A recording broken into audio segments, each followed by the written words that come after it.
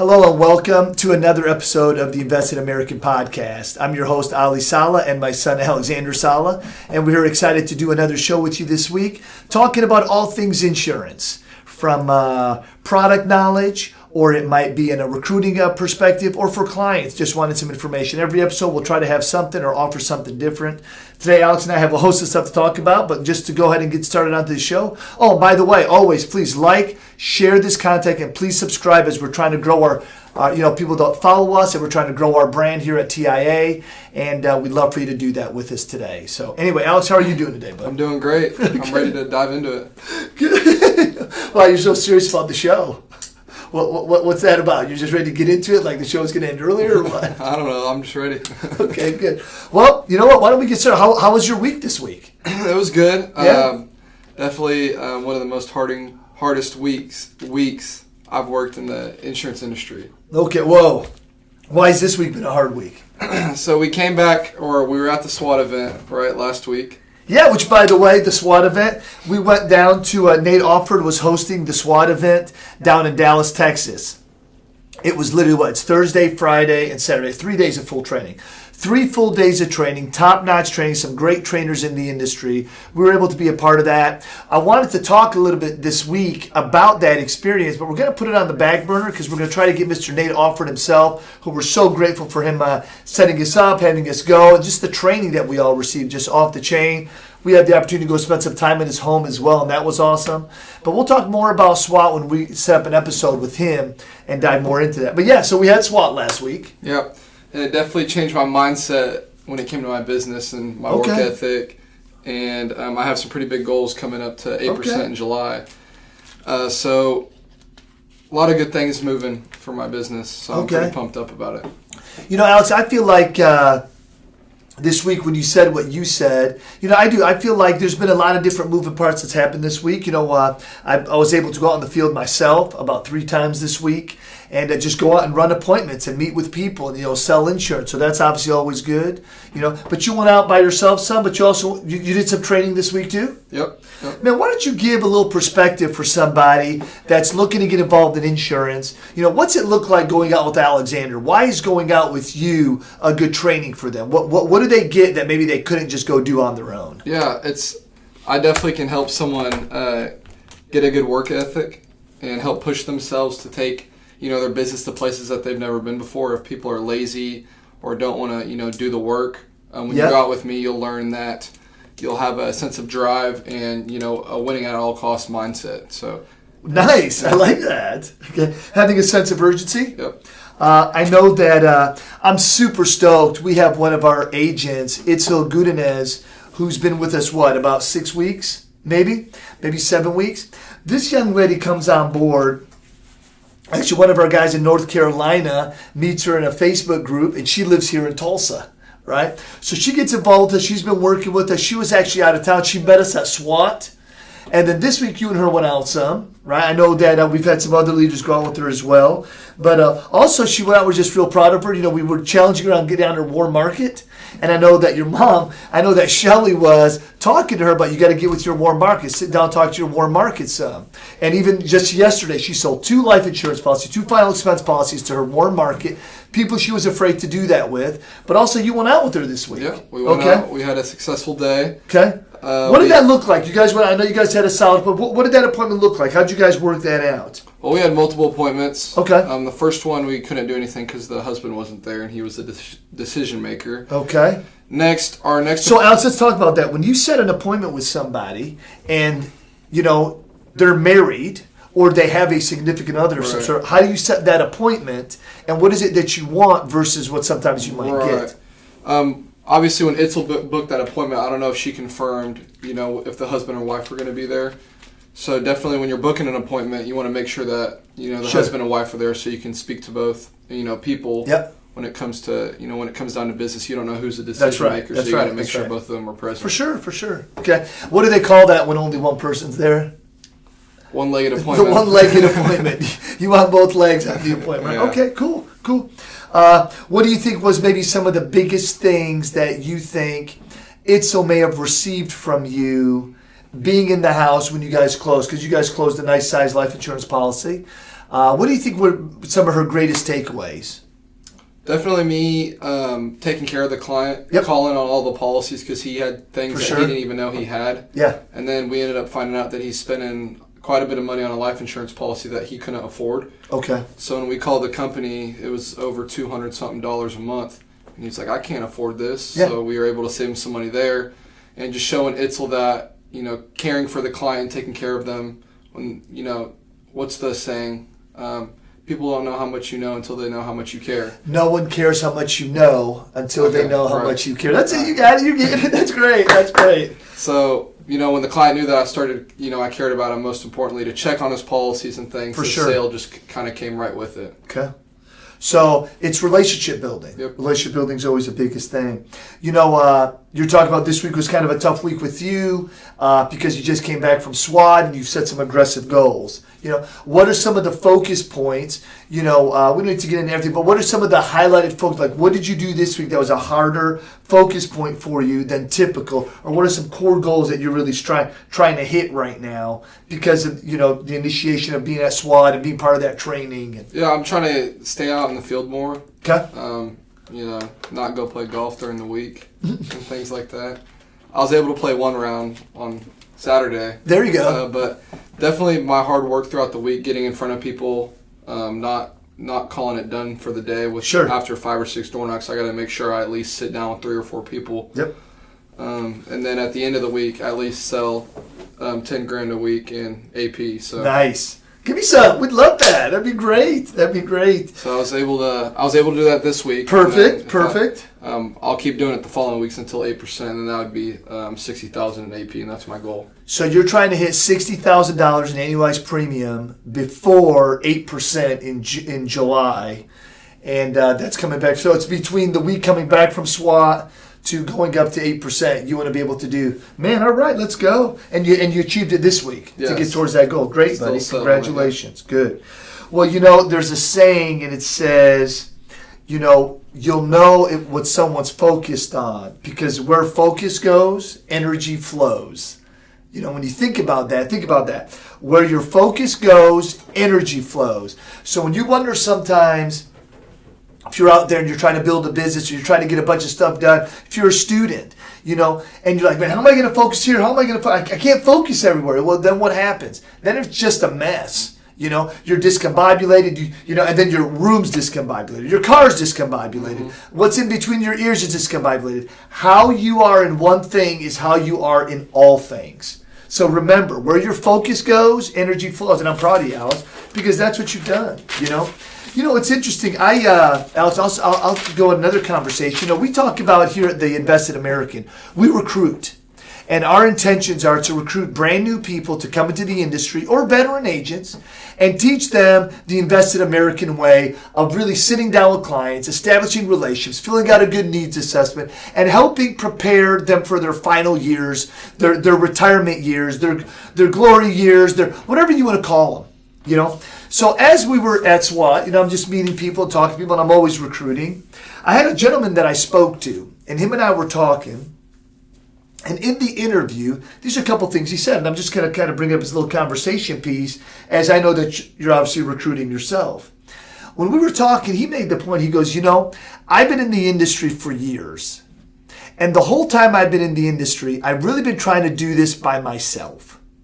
I've just built my own relationships with IMOs. I just get direct contracts. I don't really have an upline, or I don't really work with a group, Now, for me, when I hear him say that, Alexander, like my whole career, I've always had somebody I've worked with. There's always been someone that I look up to for coaching and direction. If it was the last agency that I was partners with, or if it's what we're doing here, if it's the guys at Precision or the people at AmeriLife, or some of these organizations, the Financial Independence Group has just been huge for us, right?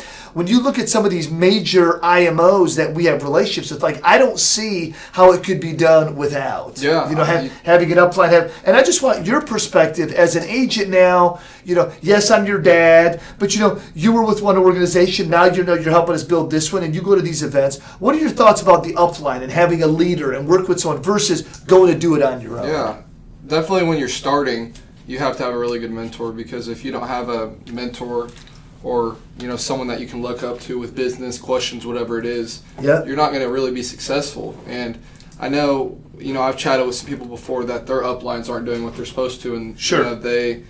they're not getting the education or the tools they need to go be successful. So, can you help? Can you be my mentor, Alex? I'm like, yeah, I can, of course. Sure, love that. And back to your recruiting aspect, if you're not going to recruit and you're just going to be an individual agent, like you're not going to grow your agency, you're not going to, take your business to places that you couldn't even imagine. Sure. So you got to always recruit. Yeah, because what you can do with 100% of your effort, you can get a bunch of other people, and they just use a little bit of effort. It's a principle that's been taught for years. J. Paul Getty talks about 1% of 100 people's efforts is a lot better than 100% of my own. You want the efforts of other people. I think an event like we were at last week, though, speaks to that. It speaks to the mindset of working with team. When Nate's up in front of the room and he's coaching people like on the principles he was taught and mentored in, but he's teaching it to everybody, those in his team and those that are not in his team, But what's funny about that too? It's like athletes have coaches. Right. Successful entrepreneurs have some sort of business coach. Actors have acting coaches. Why wouldn't someone in the insurance business have an insurance coach? That's true. But tell me this, because obviously me being your dad and us working together, you've had to struggle with the whole, father and also, trying to be my business coach and that dynamic, So what would you say are maybe a couple things, because there's a lot of people out in the industry, maybe they got referred by someone that was close to them. So then when they hear them coach, they're like, I know my brother Joe, or I know my dad. So maybe what are some pieces that you could share with everyone listening on how you struggle with it, but you also try to work through it yourself? Yeah. You're gonna struggle regardless with it, but definitely the person that you may be close to, like you, for example, right? Yes, sir. You've been super successful in the industry, right as you started in your first year, and now you can grow an agency. Yep, right? That's right. So why wouldn't you listen to the person, even if you know them from a personal level? Why wouldn't you listen to them? If they're successful, right? What's the saying Cody said on the other podcast? He said, familiarity breeds contempt. He said, copy what others do. Copy what others do. Okay, he said, like in English class, he got kicked out one time because, he plagiarized. But in the insurance business, you can copy what others do. Yep, that's right. That's right. If you're struggling with that, just copy what your mentor did, because obviously they're super successful with what they did, so why not copy them? And isn't that what we heard at SWAT the whole time? Yeah. From Cody said copy it what works. as a speaker, and then all Nate was doing in front of the room, and then all the other trainers that they brought up, they were telling the same thing. Yeah. Just duplicate what we're doing. It's not rocket science. Yeah. I love it. All right. Alex, I think when we were at the event last week and we're talking about the momentum going on, I think what happens is a lot of times agents that don't make it in this business, the reason they don't is because of their lack of belief. They don't see that they can. They might go out a few times, and of course I want your thoughts on this, but they'll go out a few times, maybe they'll go out with you, right? And they'll have some success. Yep. But then they might go out on their own or make some calls and have a crappy day or two. Or three. That's what you got to get through. Yeah, and yes, you got to get. So, what would you say? Because I think one of the reasons why agents fail is their lack of belief. Not because they don't know how to make a phone call and smile. It's they don't believe, so they don't try. Yeah. But I don't know. What do you think? Yeah, it just goes back to a mindset. When they're so used to, as a new agent, the other agent holding their hand through the whole process, learning from them. They can only hold your hand for so long and train you and give the tips and tricks. You got to put yourself out there. It's going to be a month or 2 months before you really are able to, do it on your own, even with going on your own in the beginning. That's right. So you just have to get over that slump, and then once you're over that slump, you'll be okay. You just have to get through it. You just have to trust the process. Because if you don't do that, then, you're going to be the average agent that ends up, going out. Going out and quitting. So, yeah. Okay, because average agents just won't make it, right? They just won't make it. You got to be able to have the momentum, and I think if we left everybody today with anything with this show today, one thing I would want to make really clear is that you have to be consistent You cannot just do this a couple weeks on and a couple weeks off. It's not going to work that way. You've got to have a snowball. You've got to start working. If it's calls today, it's appointments tomorrow. I was talking with Brandon on the phone. Brandon Prelo is one of the studs here at TIA in Tulsa. And him and I were talking, and we were talking about his week. And we were talking about what he's going to do and what he's got planned. And I said, listen, you've got to be dogmatic about this. Look, 2 days a week.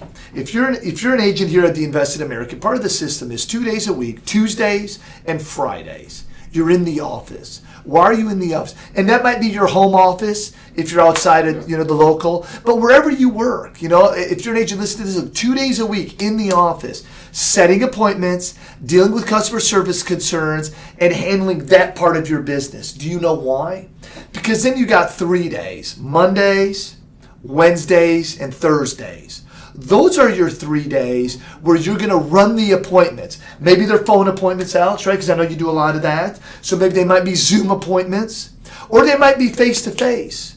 But you've got to set those up in order. And ideally, if you could set up 5 appointments on your 3 field days, you'll get in front of at least 3, you'll sell at least 1, and you'll make a couple $1,000. Just telling you, the numbers don't lie. But you're going to have to be consistent. So if you get anything on this call today, it's like everything we're talking about really comes back to being consistent, having the attitude, the mindset, being goal-oriented. Go ahead. Even in the beginning, like coming back to what you were saying about the average agent, right? Yes. The new beginning agent. The new beginning agent would come in the office on a Tuesday for an office day, right? They'll hop on the phones. They'll sit on the phones for, you could say, 9 to 3 or 4. Sure. And then they'll be like, okay, I got to go. And they're not booked for the next day. They're not booked. Right? That's right. So Yeah. that's why most people are failing out of the business, because they don't want to put in the work and be consistent and leave at 3 or 4 because they got to go see the family or go, do something else. Sure. That's not a priority. Yeah. Right. So if you can just work till you're booked for the next day or the following day after that, I mean, you'll be successful as long as you put in the work ethic. It is. I think the success required, is going to require you, like you were telling me about your own reward system. Weren't you saying the other day that you were doing something, as long as you hit something, you were going to go and do? I forget what it was. But maybe you and I were just talking. We were talking about golf. And I was like, look, man, reward yourself. You like to go play golf? What do you got to get done first? Right. Get it done, and then go reward yourself. Right. The problem is we just go get the reward, but we didn't do the work. Didn't do the work. And it's not about checking it off the list. It's about getting it done. And I was telling Brandon, I was saying this earlier. I was like, Brandon, don't treat this like a job. You've got to treat this as a business. When you go to someone's business, you expect to open that door and it says open. Well, your doors are open. The business has to come in. So making the phone calls, don't leave at 5 o'clock if you're not booked. Don't leave at 6. Right. And if you do have to go, because, hey, you might have kids, you might have to go to, I remember sometimes I would have to take you guys to like some of your practices. And I literally would be in the stands making phone calls while you guys were doing that because I had to. You're laughing. You remember that? That's powerful. Yeah. Because because I would still have to be working. I remember I'd have to go to the grocery store before I came home. I would literally be on the phone. And it would take me forever sometimes because I'd get caught up on the phone talking to somebody. Again, you got to have structure and order, but you've got to be consistent with it. Yeah, I 100% agree with that. Well, first of all, I always like to pray, Alex. Well, we always pray at 3 o'clock. Why don't we take a second now to pray real quick? In the name of Father, Son, Holy Spirit, Lord God. As we're recording this show on the middle of the Sunday, I'm just so grateful for Theory and Alexander and I to be working this podcast together. As Theory's helping us record and get all this stuff put up. And we just want to grow closer to you, God. I want to pray for our audience that we all grow closer to you. We always put you first, God, in all that we do. And we thank you and we glorify you in all that we do. This we pray in Jesus' name. Amen. Alex, one of the things that I initially kind of had a little conflict with was with you and you not doing the college thing. Because in one breath I'll say, well, only do college if you need to do college. In the other breath, as a parent, I just want to, see through. And I have to tell you, I'm super stoked about this because technically now you've been doing this business for definitely a year. But our launch and our anniversary is coming up next month. So I'm pretty excited about that for us starting TIA. So good work there. That's exciting. Congratulations to our agents that came over with us initially. That's big, big stuff. So we're pretty excited about that. But, Alex, as we're going through it, and as we go through this journey, what's been maybe your biggest takeaway for you to say, you know what, year one, I'm good I didn't go to college. Here are some things I got by not going to college that I feel like I experienced here being in the insurance business. Just me getting a head start, into my life. Okay. Because I feel like if I went into college, depending on what major I did, I don't know if I would benefit from it or not. Yep. So definitely me getting the head start because, like I've said before on a couple shows before, I think it was our first one, I said like some of my friends may be doing business majors, entrepreneur majors, and things like that. And with me right now, I'm somewhat of getting some type of degree, not a degree, but like training and learning from you. That's right. Kind of if I was at college doing it. Sure. I'm getting the same kind of best of both worlds because I can go over there and hang out and still work my business. What's crazy, Alex, is I was talking to your mom about this. I think we were at SWAT, and we were talking about this. Think about this. When you didn't go to college, you got started knee-deep right into the agency that we were a part of, and you got to work. And then left there, we started this. And then you started getting to work with us here. And then you got to compete on The Ultimate Agent with Cody Askins, right? So you were gone literally for the amount of days, obviously, you were in the contest, But every day that you were there, you're camered up, you're mic'd up, you have the mentors tell you what to do, you had a time you had to be there, talk about a lab session for a college student, right? And then we were at SWAT, and I was just looking at you, and I'm like, man, this is the third day. Nate Offord has it's like 10 hours every day, and you're sitting there taking notes, listening to a speaker, and just being immersed in the whole thing. When you think about how much lecture time, you did 30 hours of lecture time last week alone in your training. College students don't do that in a year sometimes, and you're just being immersed in it. So I feel like in such an incredible way, you're getting education, you're getting lab work, and real life experiences, man. I'm excited for you. When I was there, I'm just like a sponge. I just want to take everything in, Yeah. So it was a great experience and learned a lot, and, it's already helped my business through this first week. For sure. I got something cool, Alice, to share with you. You being a young man, and, your circle is a college-age circle. So I put this list down that I'm going to go over real quick, okay? See what surprises you or not. These are the top 10 degrees. This list just came out. The top 10 degrees that people regret the most. Okay? Number 10 came in English degrees. Whoever gets an English degree. Number 10. Number 9, biology. That one surprised me because I feel like biology is a great degree, learning about the body, learning about life. Biology is about the study of life. And I just thought that was pretty good. But number 8, political science and government. Number 7, a medical clinical assistant. Number 6, a marketing manager. Number 5, an education degree. Number 4, communication. Number 3, liberal arts. Number 2, sociology. And number 1, journalism. In that order. So least like the most regretted profession in college this last year on this survey says that journalism's number 1, having your English degree is number 10, and biology being 9, and education being 5. When you thought about going to school, Alex, what was the degree or degrees you felt most interested in? To be honest with you, I'm not totally sure, but if I was going to go to college, I'd probably say business entrepreneurship. Okay. Because this is what you're just into. Yeah. It's just what you're into. Definitely me when I was working in the business when I was still in high school, making calls, doing that type of thing. If I was going to go through the college route, definitely business entrepreneurship, just to kind of expand my knowledge a little bit more. For sure. I'm getting to do that with you right now too, so that's... Yeah, for sure we are. We're learning together. Yeah. I would say, I don't know if I could ever say anyone should ever have earned a degree and ever regret it. Because what I love about interviewing, and if there's anyone out there that's, got a college degree, I always say this. Interviewing college students and interviewing college graduates sometimes are the best people. First of all, I want to make mention that if you have a bachelor's degree from college, your likelihood to earn more money than someone that doesn't goes up by over 45%.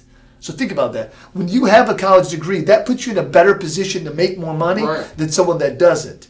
Now, what's also powerful is the insurance industry has made more millionaires than any other industry in the world. So there's also that as a little caveat for our industry, that's for sure. But the reason I was just saying that is because when someone graduates from college or is in college finishing up and they're committed, that's what you want. You want a goal-oriented person. You want a person that says, I'm going to school, I'm going to get this degree, and after I get this degree, this is what I'm going to do next. That's a driven individual. That's someone that's going to write down a goal and go work it every day. Because that's what a college student's doing. They're working a goal and they're working it every single day. So they're the best people to recruit. Right. They're the best people to talk to because they're goal-oriented. Right. It doesn't matter what their degree is. It says they said they're going to do something and they did it. Does that make sense? Yeah. That's why I love it. Anything else that you want to discuss on the college front or anything like that? No, I think you're spot on. Yeah. They have set things that they do. And yeah. They have to, focused on through. It. Yeah, that's for sure. Well, Alex, as we wrap up this week, I know we're going to have some guests at some other shows. I appreciate, you doing this show with me today. Consistency, I feel like, has been a big theme. Being goal-oriented is a big theme here. Writing your goals down. We did a lot of that at SWAT as well. Again, we'll be talking about that on later shows. But Alex, is there anything left or anything that you wanted to discuss or share with everyone as we wrap up today? Just if you're a starting agent and, you're watching this and you need, some tips and tricks as a starting agent, just put in the work and, the results will come. Don't call it a day at 3 or 4 o'clock. If you're not set up appointments or have things planned out for the next day, you need to be calling until 8. So if you're a new agent, do that. So I appreciate that. I appreciate everyone out at Theory. I thank you so much, honey, for helping us record, putting this podcast together, and putting it out in the universe. Alexander, as always, I appreciate you doing the show. And, we're going to continue to grow and get this show even bigger, and we're going to do great things, and we'll even do some shows that are live. But if you get anything out of today's episode, and please, again, subscribe, like this show, and share it with others. If you get anything, it's what Alexander and I have been talking about this whole episode. Stay true to who you are, be consistent, challenge yourself, live in a state of being uncomfortable, and great, great things will happen. Thank you so much. Thanks for watching the Invested American podcast, and we'll talk to you soon.